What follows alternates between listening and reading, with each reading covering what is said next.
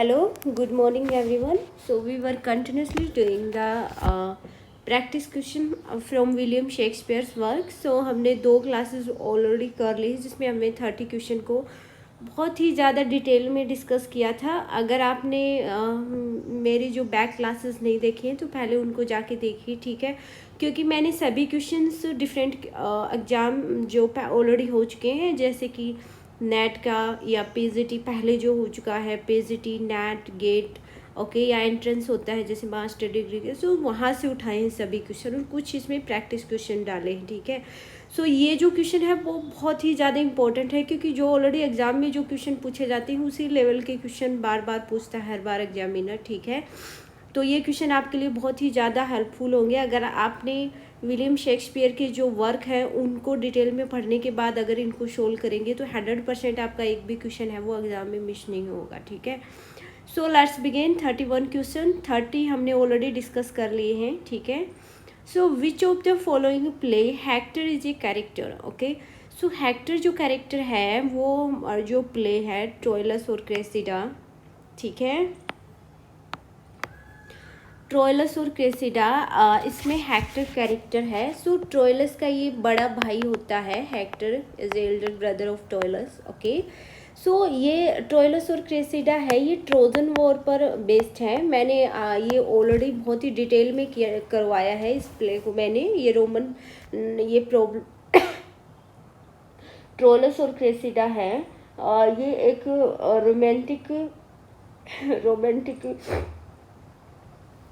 Romantic comedy के अंदर आता है, ठीक है। सो यहाँ जो इसकी जो सेटिंग है वो ट्रोजन वार रखी गई है, ठीक है। तो ये ट्रोइलस, हेक्टर एंड पैरिश, ठीक है, और वन मोर, और जो किंग जो प्रियम होते हैं उनके ये 4 सन होते हैं, ठीक है। ये 4 प्रिंस हैं ट्रोजन के और एक डॉटर होती है कैसेंड्रा, ठीक है। तो ये जो प्ले है ट्रोइलस एंड क्रेसिडा ये टोटली ट्रोजन वॉर पे बेस्ड है। अब ट्रोजन वॉर क्यों हुआ? क्योंकि जो ट्रोइलस का भाई था पैरिस, इसने ग्रीक की जो स्पार्टा की जो क्वीन थी, ठीक है, उसको क्या कर लिया था, उसने उठा के ले आया था कि हेलन था उसका नाम, जिसको उठा लाया था। She is one of the most beautiful girls lady on the earth, okay. So Paris को ये बहुत ज़्यादा खूबसूरत लगी और इसको बंदी बना के क्या कर लाया वो अपने वहाँ ट्रोय में ले आए, ठीक है। तो वहाँ से ये ट्रोजन वॉर शुरू होता है। सो ये हेक्टर होता है, तो इसको बंदी बनाने के बाद जब दोनों कंट्रीज़ में वॉर होता है तो ट्रोय की तरफ से है वो हेक्टर जाता है, हेक्टर, ठीक है, और उधर ग्रीक की तरफ से एक्लिज आता है, एक्लिज फाइट के लिए, और एक्लिज लास्ट में क्या करता है, हेक्टर को मार देता है, ठीक है। तो हेक्टर ये कैरेक्टर है, ये ट्रोइलस और क्रेसिडा में है और ये ट्रोइलस का एल्डर ब्रदर है। Match the characters with the play. So यहाँ हमें कैरेक्टर्स को उनके प्ले से मैच कर रहा है कि कौन सा कैरेक्टर वो कौन से प्ले से बिलोंग करता है, ठीक है। सो सबसे पहले आता है डोनल बेन। अब डोनल बेन है, ठीक है, डोनल बेन कौन से प्ले में है मैं आपको बता देती हूँ। डोनल बेन और मेलकोम ये 2 सन होते हैं किसके, किंग डंकन के, ठीक है, किंग डंकन ऑफ स्कॉटलैंड। तो ये कहाँ है, मैकबेथ में, ठीक है, जिसको क्या करता है, किंग डंकन को कौन मार देता है, मैकबेथ मार देता है, ताकि वो खुद उसका स्थान ले सके, राजा बन सके, ठीक है, स्कॉटलैंड का। तो ये उसके सन होता है, ये इसका यंगेस्ट सन है, मेलकोम इसका एल्डेस्ट सन है, ठीक है। नाउ क्लोडियो है, क्लोडियो जो है वो होता है मेजर प्ले में है, ठीक है। ये ड्यूक इसको अपनी जगह छोड़ के जाता है, वो ये देखना चाहता है कि ये अब मेरी अब्सेंस में कैसे उस सिटी को संभालता है, लो रेगुलेशन को कैसे बनाए रखता है, ठीक है।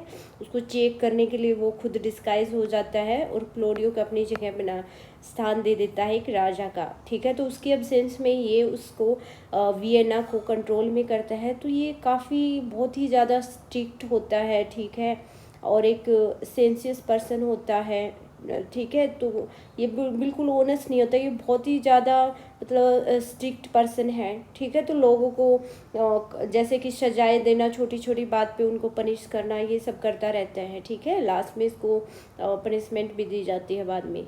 तो नेरिसा जो कैरेक्टर है, नेरिसा कहाँ से आती है? नेरिसा मर्चेंट ऑफ वेनिस में है। सो नेरिसा कौन थी? नेरिसा एक मेड सर्वेंट होती है, किसकी? पोर्शिया की, ठीक है। पोर्शिया की मेड सर्वेंट होती है मर्चेंट ऑफ वेनिस में। अब गोनेरिल कौन है? ये किंग लियर की सबसे एल्डेस्ट डॉटर है गोनेरिल, ठीक है। तो आपको ऐसे मैच द फॉलोइंग करना है। उसके बाद यहाँ 4 ऑप्शन होते हैं ABCD, जो इसमें A4 से मिल रहा है, B4 से, वो मैंने यहाँ लिखा नहीं है, ये क्योंकि प्रैक्टिस के लिए है आपको, ठीक है। तो आप ऐसे इनको मैच द फॉलोइंग करके, क्योंकि आजकल ना ऐसे क्वेश्चन मतलब कम से कम आपको 10 to 12 क्वेश्चन ऐसे मिलेंगे जो मैच द फॉलोइंग में आजकल बहुत ज़्यादा देने लग गए हैं, ठीक है। एंड नेक्स्ट क्वेश्चन पे आते हैं। Identify the important characters of the Elizabethan in period. Elizabethan period, so Elizabethan के पीरियड में कौन से थिएटर आए थे? तो आपको ये बहुत इंपॉर्टेंट क्वेश्चन है, आपको ये ध्यान रखना है। एलिजाबेथन पीरियड में मेनली 2 थिएटर आए थे, एक ग्लोब थिएटर और एक स्वैन थिएटर, ठीक है। सो ये आया था 1595 में और ये आया था 1599 में, ठीक है।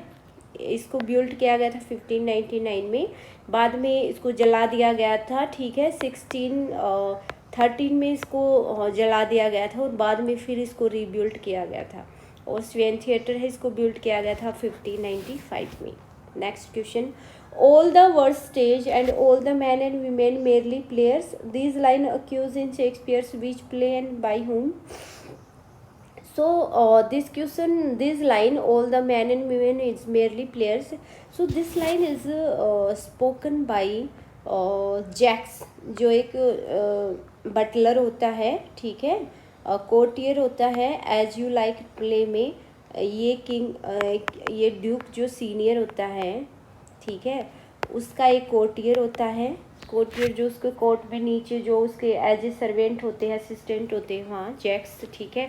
तो जब ड्यूक सीनियर को वहाँ से निकाल दिया गया था उसके ब्रदर के द्वारा, ड्यूक फ्रेडरिक के द्वारा, और उसका स्थान उसने खुद ले लिया था ड्यूक, ठीक है। मिलान की गद्दी उसने खुद ले ली थी इसको निकाल के। तो ये अपनी डॉटर के साथ, ठीक है, फॉरेस्ट ऑफ आर्डन में चला जाता है और वहीं पे रहता है। तो जैक्स भी इसके साथ जाता है वहाँ, क्योंकि ये इसका बहुत ही लॉयल और एक ऑनेस्ट असिस्टेंट होता है।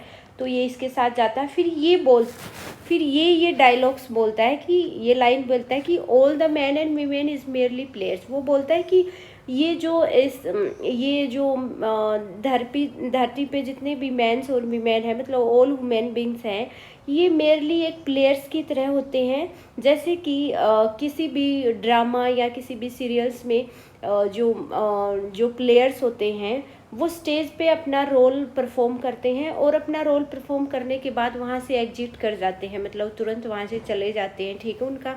उनका जो रोल होता है वो इतना ही होता है कि स्टेज पे अपना रोल परफॉर्म किया और फिर वहाँ से निकल गए। तो वैसे ही ये कंपैरिजन करता है कि जो रियल में इस पृथ्वी पे जो ह्यूमन बींग्स हैं वो भी अपना रोल परफॉर्म करने आते हैं, ठीक है।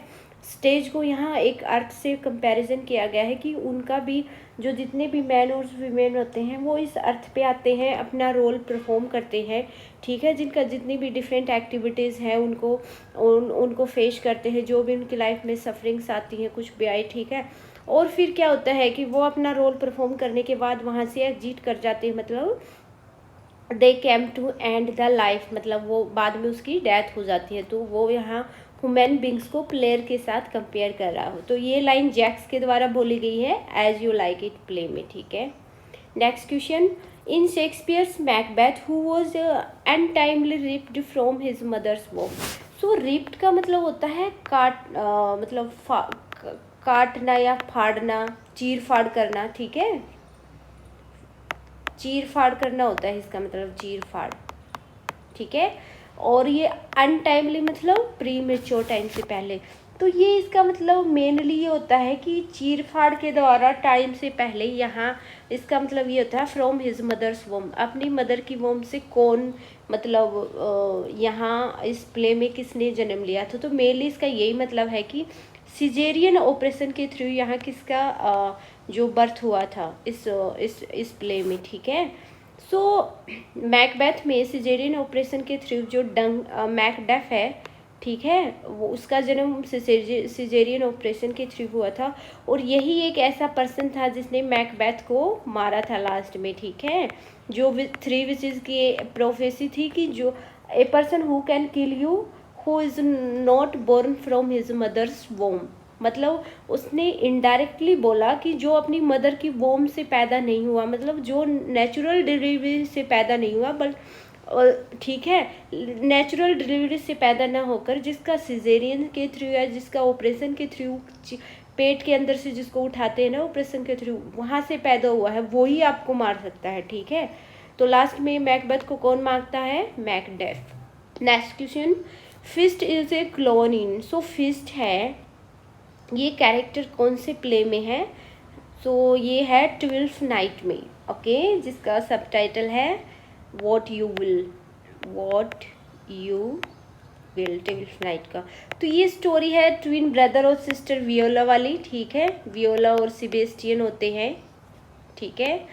सो वियोला अपना जो रूप है वो डिस्गाइज कर लेती है और वो क्या बन जाती है? सिजेरियो का रूप ले लेती है, और ड्यूक ओर्सिनो के लिए क्या करती है? ड्यूक ओर्सिनो होता है वो ड्यूक ओर्सिनो है वो लेडी ओलिविया से प्यार करता है। तो वियोला है वो अपना रूप डिस्गाइज एज एक लड़के बॉय बन जाती है वो, और जिसका नाम सिजेरियो होता है। वो एक पेजर बॉय के रूप में ड्यूक ओर्सिनो के लिए काम करती है। क्या काम करती है? कि उसके लव लेटर है वो लेडी ओलिविया तक पहुंचाना होता है। तो ये काम है वो वियोला करती है एज ए बॉय के रूप में, जिसका नाम सिजेरियो होता है, ठीक है। तो अब ये फिस्ट होता है, ये लेडी ओलिविया के घर में रहता है। ये एक फूल होता है। फूल कौन होता है? कि एनिसेंट टाइप में फूल वो पर्सन होता है जो कोर्ट में होते थे, ठीक है। कोर्ट में राजा के अंडर होते थे, जो राजा को एंटरटेन करते रहते थे, कुछ भी जोक सुनाकर, कुछ पोइम सुनाकर या कुछ सॉन्ग सुनाकर। वहाँ कोर्टियर तो होते थे, सभी उनको एंटरटेन करने का काम होता था। तो ठीक है, ये फूल जो फिस्ट है ये लेडी ओलिविया के घर में रह रहा है, और ये लेडी ओलिविया और जो इसके अंकल थे ना टोबी ब्लिच, ठीक है, इन सबको एंटरटेन करता रहता है, ठीक है। तो ये जो कैरेक्टर है ये कहाँ से लिया गया है? ये 12th नाइट जो प्ले है वहाँ से लिया गया है, ठीक है। नेक्स्ट क्वेश्चन पे चलते हैं हम। Arrange the following play of the William Shakespeare according to their periods. So इनको अरेंज करना है इनकी पब्लिकेशंस या जो फर्स्ट इनकी परफॉर्म किया गया था स्टेज पे उसके अकॉर्डिंग, ठीक है। तो मैं बता देती हूँ ये जितने भी प्ले हैं इनमें से जो, क्योंकि ये स्टार्टिंग के प्ले हैं, टेम्पेस्ट को आपने देखा होगा, टेम्पेस्ट की पब्लिकेशन है, ये सबसे लास्ट में पब्लिश हुआ था ये प्ले। तो इन सबसे आइडेंटिफाई करने का यही एक सबसे अच्छा बेस्ट तरीका है कि आप ये देखो कि कौन सा प्ले लास्ट में, ये आपको ध्यान में रखना है। टेम्पेस्ट है, इसकी पब्लिकेशन सबसे लास्ट में हुई थी। और अगर ऐसे देखें तो लव लेबर लस्ट है, ये 16 लव लेबर लॉस्ट है, इसकी पब्लिकेशन या इसको फर्स्ट जो परफॉर्म किया गया था, ठीक है, सॉरी, इसको फर्स्ट परफॉर्म कब किया गया था? 1594, ठीक है, 1594 में। उसके बाद मिडसमर नाइट ड्रीम्स ऑफ 1595 में। फिर है एज यू लाइक इट 1599। उसके बाद है एंटोनियन क्लियोपैट्रा को 1606 एंड टेम्पेस्ट को 1610 या 11 दोनों माना जाता है, ठीक है। तो इसके अकॉर्डिंग ये इसका सही आंसर हुआ थर्ड।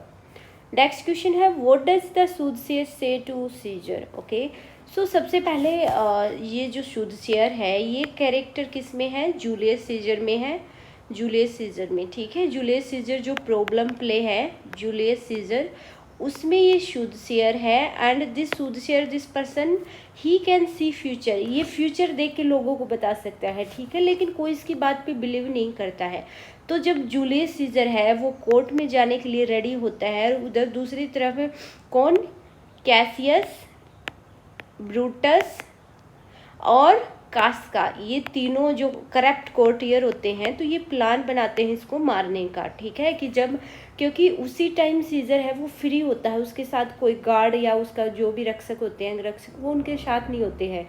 तो कास्का बताता है कि उस टाइम में सीजर मतलब अकेला होता है जब वो कोर्ट में जाता है अपने घर से कोर्ट की तरफ, ठीक है। तो ये सबसे अच्छा टाइम है उनके लिए टू किल सीजर, ठीक है। तो ये सीजर जब कोर्ट में जाता है उससे पहले ये सूदसेयर उसको कहता है, उसको क्या कहता है, बिवेयर द आइडस ऑफ मार्च, क्योंकि सीजर है वो बैटल जीत के आया था, तो उसकी जो विक्ट्री में एक ग्रैंड सेलिब्रेशन रखा गया है कोर्ट में नाइट में, ठीक है। तो आइडस ऑफ मार्च वो ये बोलता है कि आपको अलर्ट रहना होगा, जो आइडस ऑफ मार्च, जो मार्च रात में मतलब जो फंक्शन होने वाला है उसमें आपको अलर्ट रहना होगा, ठीक है। ये बोलता है सूदसेयर। नाउ नेक्स्ट क्वेश्चन है, what does Antony offer Caesar in the market palace. So Antony होता है ये सीजर का बेस्ट फ्रेंड होता है, ठीक है, इसमें एंड जूलियस सीजर में। और ये सीजर को कई बार, क्योंकि सीजर एक ग्रेट योद्धा है, अच्छा वॉरियर है, ठीक है, और इंटेलिजेंट है, साथ में एक जनरल होता है ये रोमन आर्मी में।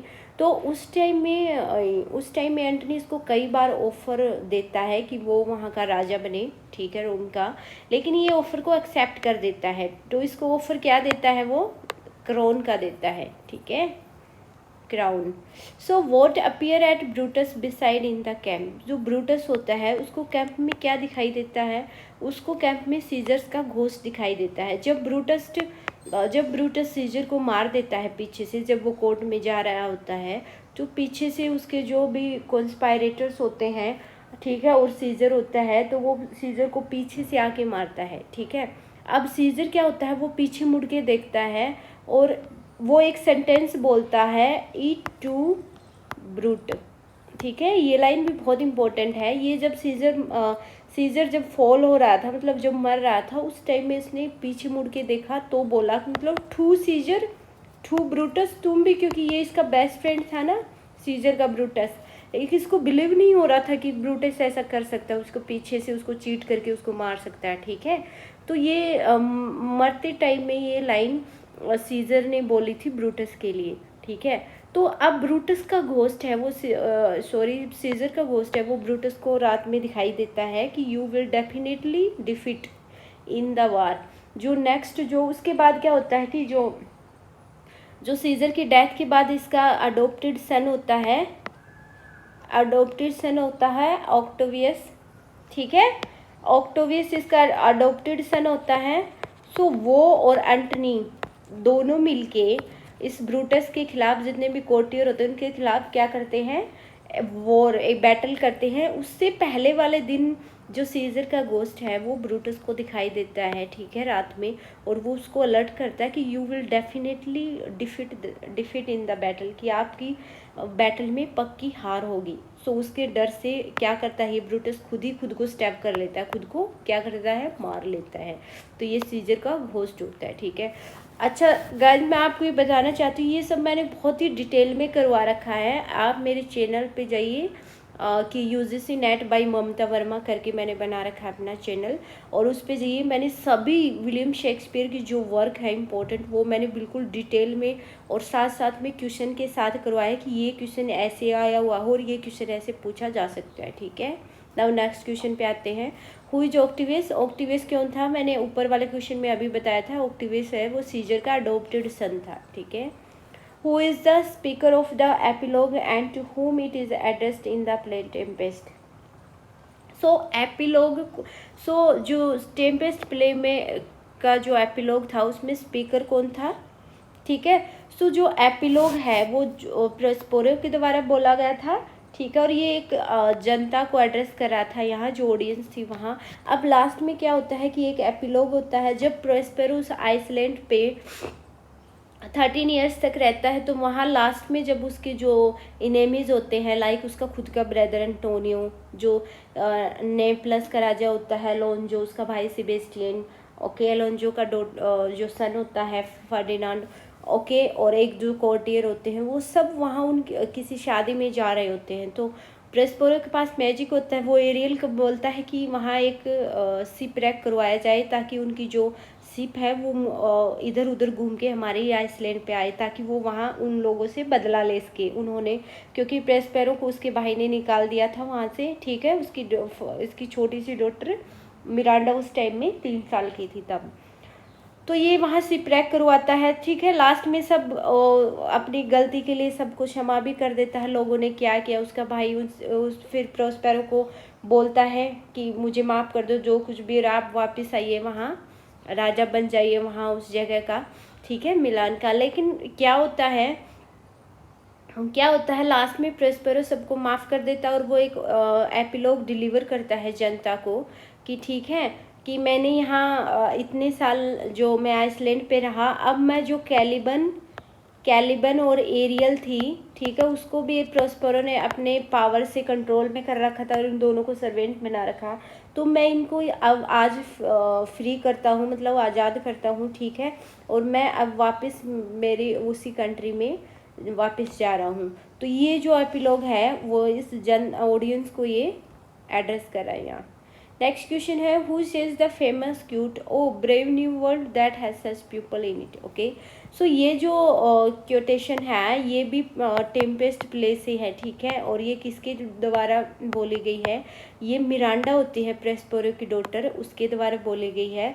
मिरांडा, क्योंकि मिरांडा 13 ईयर्स से, मिरांडा जब इस आइसलैंड पे अपने फादर के साथ आई थी तब वो ओनली 3 ईयर्स की थी, ठीक है। तो यहाँ उसने आइसलैंड में उसने 2 दिन लोगों को देखा, ठीक है। तो इंसानों में सिर्फ उसका फादर अकेला था जो कि कंप्लीट ह्यूमन बींग्स था। बाकी जो एरियल होती है ये इसके पास सुपर नेचुरल पावर होती है। एक कैलिबन होता है, ठीक है, जो आधा जानवर होता है एनिमल्स और आधा ह्यूमन बींग्स, ठीक है। तो ये ऐसे होते हैं। तो जब बाद में मिरांडा जो इसका फादर शिपरैक करवाता है और अपने भाई या उनके दोस्तों के साथ बदला लेने के लिए, तो बाद में सब लोग जब वो आइसलैंड पे आते हैं तो मिरांडा उनको देख के बहुत खुश हो जाती है कि इतने सालों बाद में उसने किसी भी ह्यूमन बींग्स को देखा है अलावा इसके फादर के इस आइसलैंड पे, ठीक है, क्योंकि वो अकेली रह रही थी वहाँ। तो वो ये लाइन बोलती है, O brave new world that has such a people in it, कि संसार के अंदर ऐसे भी पीपल हैं, मैंने पहली बार देखा। ये लाइन है, ये कोटेशन है, वो मिरांडा बोलती है उनको देख के, ठीक है। सो नेक्स्ट क्वेश्चन है, according to Prospero where did the king ship land after the tempest. Okay, so जो टेम्पेस्ट होता है, जो टेम्पेस्ट का मतलब क्या होता है, तूफान, जो तूफान आता है उसमें सी में, उसके बाद जो किंग शिप है उनकी जो शिप थी वो कहाँ लैंड करवाते हैं, बरमुंडा में, ठीक है, ये आपको ध्यान में रखना है। उसके बाद नेक्स्ट क्वेश्चन है, what was Prospero's title before his position was taken by his brother. So Prospero है आइसलैंड से जाने से पहले उसकी पोजीशन क्या थी, और उसके बाद मतलब उसके भाई ने जो उसकी पोजीशन ले ली थी उससे पहले उसकी पोजीशन क्या थी, तो वो क्या था, ड्यूक ऑफ मिलान, मिलान का ड्यूक था। ड्यूक की पोजीशन भी एक किंग के बराबर ही होती है, ठीक, किंग जैसा ही होता है जो रूल करता है। तो ये ड्यूक क्या मिलान था। ओके गाइस, तो ये थे 15 क्वेश्चन और बहुत ही ज़्यादा इम्पोर्टेंट है। मैंने एक एक क्वेश्चन को बहुत ही अच्छे से सिलेक्ट किया है जो डिफरेंट एग्जाम में पहले पूछे गए हैं। ये सभी क्वेश्चन है वो बहुत इंपॉर्टेंट है। अगर आप 100 क्वेश्चन विलियम शेक्सपियर के वर्क से प्रैक्टिस कर लेते हो तो डेफिनेटली आपका एक भी क्वेश्चन है वो आने वाले यूपीएससी के एग्ज़ाम में आपका एक भी क्वेश्चन मिस नहीं होगा, ठीक है guys. So okay, that's bye. Next class में हम आगे के क्वेश्चन डिस्कस करेंगे।